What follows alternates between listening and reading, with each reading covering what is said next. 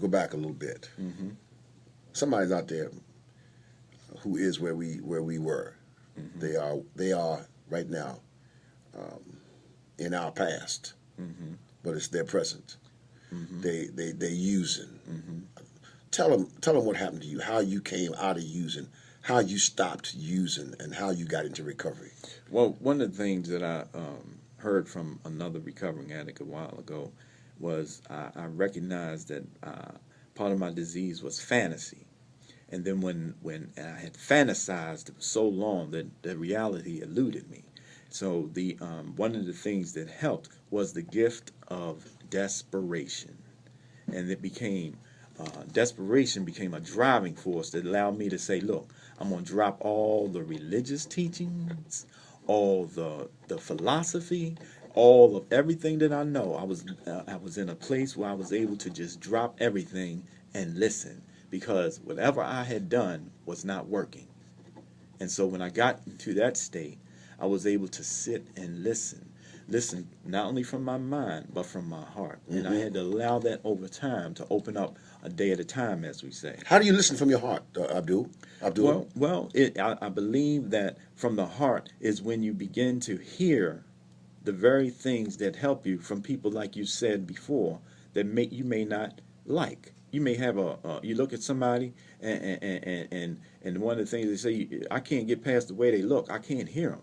So they tell us things that make suggestions of close your eyes. Mm-hmm. So the willingness to just do that is how I get in the posture of listening from my heart, because my mind say, I ain't listening to nobody. Somebody say, well, I got a problem. I look at this one brother. He always had a good message, but I couldn't get past the way he looked. Mm-hmm. So somebody suggested, well, close your eyes. And when I closed my eyes, I realized that I was listening to the message and not the messenger. Right. So those are the things, the willingness, the surrender to suggestions are things that allow a person to get in the posture of listening from the heart. And as you were saying, I think that that's one of the reasons why, even though in the Bible, I've never read any place where it says that you have to close your eyes to pray. However, but when you close your eyes to pray, it allows you to become focused on your higher power. Mm-hmm. An internal light, yeah. not an external. Right, because even as pastor, and Pastor Harold Carter, who's one of my fathers in the ministry, he's dead, gone on to be with the Lord now.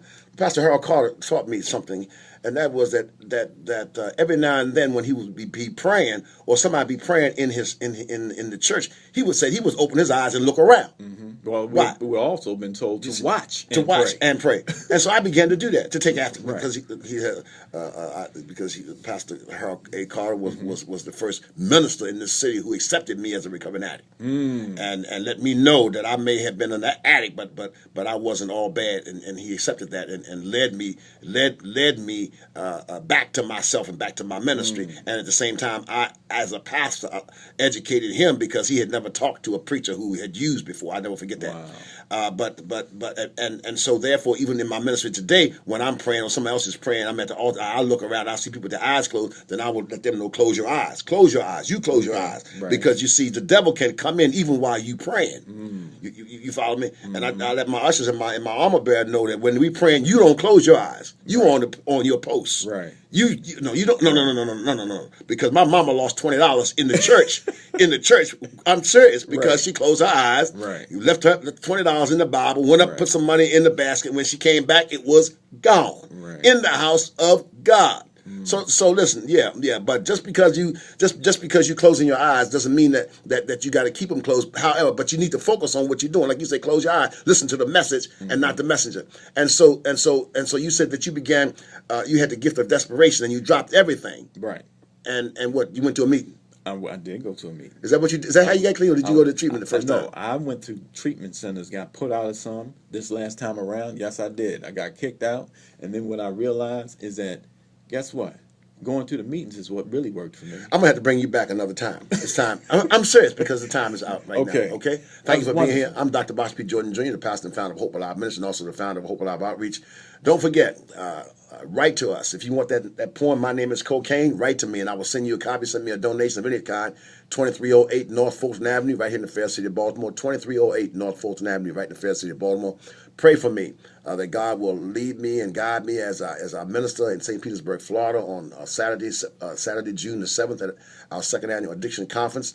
And also, if you want to get into our men's recovery house, call me 410-383-8055, 410-383-8055, or you call me directly, 443-250-9635, 443-250-9635. Thank you so much, Abdullah, for being here with us today. And remember, no matter what's going on with you today, there is hope for you. I'm Dr. Jordan. Have a great day. Wow, that's wonderful, huh? Yeah. You got time to do another one? Oh, really? Yes, sir. Oh, that's how you do it. 29. Yeah, man. Oh, okay. You see that way I throw that out there? That way Right. they're going to listen for you. They're gonna, what? Next week? Get up, set the clock. Oh, okay. Yeah, Really? man. That's the way I stopped it. Oh, yeah. okay.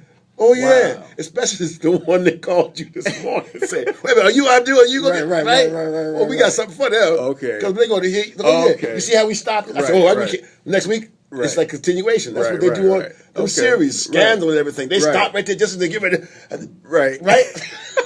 All right. I got to keep them coming It's back. creative ways. Sure. Wow. Yeah, man. I've been doing this 23 years. Wonderful, man. 23 years, man. Wonderful, I've been doing wonderful. This. Let me press that X. I've been doing this 23 years. 23 years, man. February of this year, 23 years. That says a lot. You got to do something to keep them coming You back. touched a lot of people's lives, too, man. Helped a lot of people. That's wonderful. Yeah, you'd be surprised, man, the people that we've helped. Yeah. I've helped people, man, I don't even know I've been helped. Mm-hmm. No, I tell you, a lady called me in Florida, man. She called me. She told me, she said, Pastor, I got to let you know something. She said, I need some help. She said, now, I just can't stop smoking this crack. She said, man, when I do stop, my neighbor, who I get high with sometimes, come over and knocks on my door, and she got some free coke. It's free crack. Then you know what I have to do, Reverend. I just can't say no. I said, that's right. And she said, but my problem is, she said, I drive the church van. You hear me? I drive the church van, Pastor. Please help me. And she drives the van at one of the major churches in the city, St. Petersburg. But she can't call her pastor and say, Pastor, you with me? Right. So she called me. Right. So I'm helping people. Right. How can I say it? I'm helping people inadvertently. Right. You know, I'm helping people in your church that you don't even know. Right. You understand? Right. Well, that's part of the beauty of anonymity.